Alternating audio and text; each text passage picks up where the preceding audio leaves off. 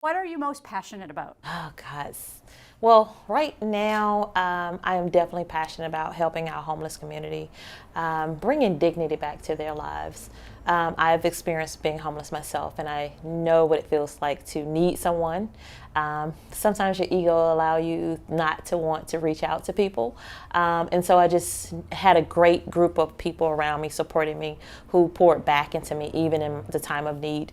And so the spirit just never left me. It just never left me. And even at a young age, I've always felt like we could always do more because of the things that we have. And so it's just been a passion of mine to just give back to those in need. So how does that translate into what you do for a living? That is a great question. We do so many things at UFirst. The passion is just not for our homeless community, but it's for those who are in need. So it could be our children who are in need with school supplies, food. But my passion of helping the homeless community by keeping them clean is to put together these love bags, we call them, and they're just simple necessities of life, like a washcloth, toothbrush, toothpaste, the things that we take for granted. And so in packaging these items and giving those to the people in need, whether they're in shelters or under the bridge, I have a phrase of, I believe everyone has a seat at the table. So why not be able to get up in the morning and feel that love and sense of belonging just from a small kit like a love bag. And that's truly my passion, to do that, put a smile on someone's face. So how did that journey start? What was the seed of the idea to start doing this, and how did it develop? About 10 years ago, I saw this lady under the bridge, literally using a bottle of water to wash her hair. And it was cool that morning, and I could see the steam coming from her head, and it never left my spirit. I went through a bad breakup, and I knew that I had a purpose and a passion. I needed to birth something. And so August the 7th, 2014, I woke up from a dream, and God had given me a vision. And I was like Paul, I just wrote out all of the things that were going to come forth with helping people. And the name UFirst came about. And so I didn't know what it was going to look like. I didn't have any money, I didn't have any credit, and I have blueprint. So I heard this whisper, truly from God, to use social media. And so what I would do, I spoke at Sunday school about my passion and my dream and my vision. And two ladies from Sunday school started bringing equipment. And so, not equipment, the hygiene items for the love bag. So I was able to put the kits together, and that's how it started. And so once people started getting engaged with it, I would post it on social media, and I would say, hey, thank you, Miss Jackson, for donating 2 tubes of toothpaste. And it just became contagious. People from all over the place, different states, would just send items, and it's been amazing. Tell us where it started and how you've expanded it. All right. So UFirst was birthed in Atlanta, Georgia. That's my hometown, born and raised. This year have been to about 19 different states. I had an opportunity to come to LA about 3 years ago, and when I saw Skid Row, I just stood there and I cried. I could not believe that people were living in such deplorable circumstances. Not just people of my age, there were children, men and women. It's just heartbreaking to see that. So a part of my journey this year, I wanted to really see what other states were doing, the little cities, different pockets, and what they were doing in their community, and that I could bring back to the city of Atlanta and prayerfully other places as we continue the journey. So right now our home base is in Atlanta. We work out of a storage unit there, and sometimes we may have 3 storage units depending on the resources that we're able to obtain and put those items together. So we do not only hygiene kits, we do socks, blankets. We have different corporate sponsors who make sure that we have things that we need to put into our kits. Tell us about the Love Lives Here event that you held this fall. The Love Lives Here, it came to me, of course, in one of my awesome dreams about 3:30 in the morning when I wake up, and I'm like, oh my God, so what does this look like? So part of the Love Lives Here tour is to meet people where they are. One of the things that I've learned with doing this work is that people have a perception of what they think being homeless means, and it is a broad statement when you say homelessness. And so for me, I wanted to, again, meet people where they are and show them love where they live. And so that's why we call it the Love Lives Here. Love Lives Here tour. So again, we drove from Atlanta, Georgia to New York City, again, dispersing over 18,000 hygiene kits. And we stopped in every state. We stopped in every state along the way. We actually had a chance to sit down with CEOs of different shelters to talk about how they got into opening up the shelter and what does it look like for their state, the population and so on and so forth. So the Love Lives Here tour, once we were able to just start taking the journey from when we came from Atlanta to California, it opened up our eyes that this thing is really serious. Like, we're experiencing so many of our LGBTQ youth who run away, who just don't know how to come out and present. And so these kids need safe places that they can go. But then there is the politics of the whole homelessness situation where if youth are a certain age, some states can't technically have a shelter for them. And so you run into all of these roadblocks when it comes to political this or that. And so I think it's important for us to really just sink into where people live. If they're under the bridge and this is their circumstance right now, whether they know to do better, either through mental illness or they want to do better, I just think that we should have the resources to be able to help them where they are. And that's why we called it Love Lives Here. We just love people where they were.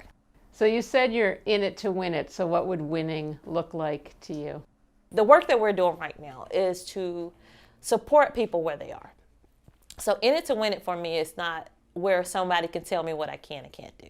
Well, I've had people say, you can never get grants just for health and hygiene items. Well, I don't believe that.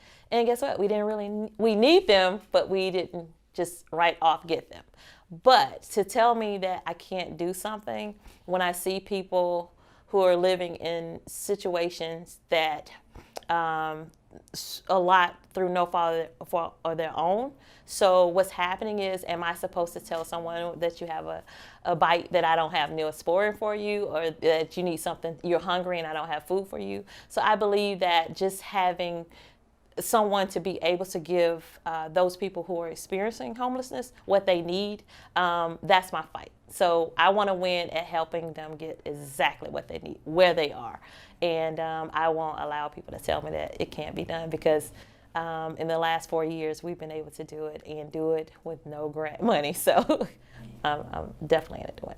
So what can your average person do to help the homeless? And also, what do we need the politicians to do? What changes need to happen? I think on the home front of the politicians, is a stroke of a pen, is a stroke of a conversation, just striking up the conversation at the table with, again, the people who are out doing the grassroots work, who are having the conversations, the tough conversations, and then seeing what the people need. For instance, when I first started, I was giving people on the street luggage, and they would say, you have a book bag. And so, you identify where they are and what the needs are. And so I think that's the beginning of that, having a seat at the table with the politicians to say, hey, we're doing the work. Why are you cutting this funding? Also, we have a lot of children who go to school who are homeless.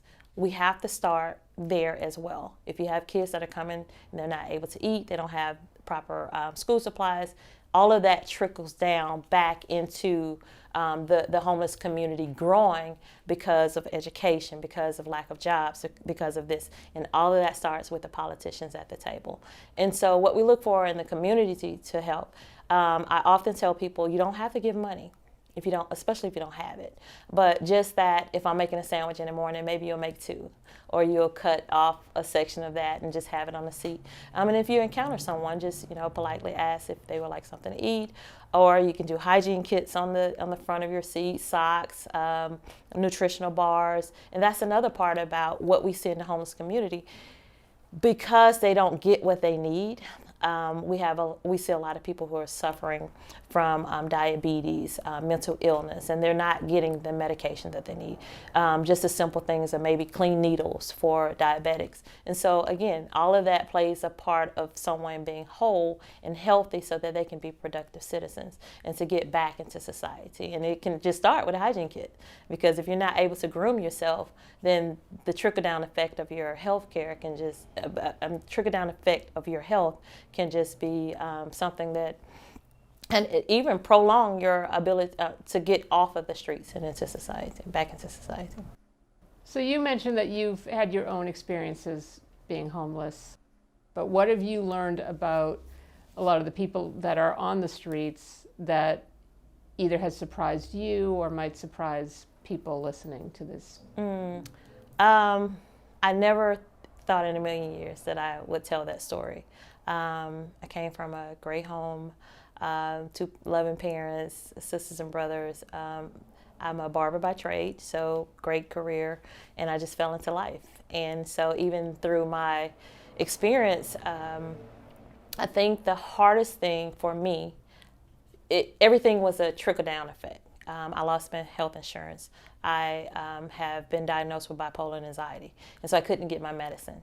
And so it was just a downward spiral from being here to just here. And so for me, it took everything I had every day just to get up in the morning. And I wanted to commit suicide. I wanted to die. And I got up one morning off the floor in the office where I stayed, and I saw this lady sleeping in a cardboard box, and it was raining. And so for me, God gave me the vision that, Erica, you're no different from the lady behind you. The difference is you just have a covering over your head. And so in having different conversations with different people, knowing my own struggle with mental illness, I would say probably 95% of people who are on the streets have some type of mental disability. I think for me, just anyone with a normalcy about themselves and have to experience certain things will at some point have some battle depression or something like that. And so just having conversations with those people who are in need, you see through that. You see through that wall, you see through that barrier, because it was you. It was your story. It might not have been this, it might have been that. But at the end of the day, you can kind of resonate with where they are. And that's how you want people to see you as a person, and not your experience of you're just not defining your location of where you live. And so it is very hard to see people who are not able to articulate what they need and where they are based on their mental status. And so this is, again, where we need the politicians to come in and have that tough conversation. So how do we get someone off the street who has mental illness? How do we identify it? And how do we not cross that red tape to what we can and cannot do? And I think at some point people have to make a decision, because these people are experiencing this. They're walking around in our community, and we have a blind eye to it. And I think that we have to do a better job of identifying it, and also what can you do legally to get people off the street and get them the help that they need. And I think that's going to be probably one of the challenges that I can see facing, even for anyone, a politician or a grassroots organization, because you just can't take someone's rights to take them off the street. So, what's one lesson you've learned throughout the time doing this that really sticks with you? The lesson that I've learned is to be open, never be closed off. There will be people that will come and help. There will become people that will come and pray with you and pray on you. And I'm still learning. Again, it didn't come with a blueprint. So I think my biggest challenge is, because I don't have the business blueprint to go with it, I'm often asking a lot of questions, going to different seminars, just trying to figure out how do we sustain this. It's not something that we're just doing for now. We want to definitely have a presence, not just in the city of Atlanta and California, but we want to go global. And so along with that, the challenge for me every day is just to dig into what I know and stretch my hands out a little bit to what I don't know. And so far, it's going pretty good. Can't complain. And what's been the most rewarding part so far? Oh my God. To see people's faces, conversations, they will never leave my spirit. I have so many different testimonies. I can't even begin at just one. I think the children definitely play a big impact on my heart. There's an innocence about a child And there's a different innocence about children who don't know about student loans, who don't know about foreclosure. They don't know that, mom is having a bad day. And they don't even know that I am sleeping on one side of the shelter and my brother has to sleep on the other side because he's too old and we don't have enough family units. So to see a child run to your car to get a sandwich or a Band-Aid or just whatever they need, and to just play and toil right where they are and just don't even know that they don't have a place to stay, a room to go in. Those are the things that stay in my spirit. Those are the faces that I see in the morning. Those are the faces that I see before I go to sleep. And so I definitely want to keep doing what I'm doing. What advice would you give to someone who really wants to help but just doesn't know where to start? I would say do your homework. Do your homework, read, just kind of have a visual of what you would like to do, and then try it. Just do it. And so I'm always open to people who say, well, I can't do this. I can't come physically, but I can financially contribute. Okay, well, let's look at it differently. We don't just have to do monetary. You can do a gift card for maybe McDonald's that we can give to some kids who can have after school lunch or something like that. So it's so many different things. It's just really opening up the door, first of all, to let people know that they're welcome. A lot of times we hear other big groups, people can kind of get lost in that big corporation, or so they go and volunteer, but they don't get the fulfillment that they need. So by us being a small group, people are kind of able to pick and choose the time. Well, I don't want to do this. I don't want to put the kids together, but I just want to walk around and talk. And I just invite everybody to just come on out and help.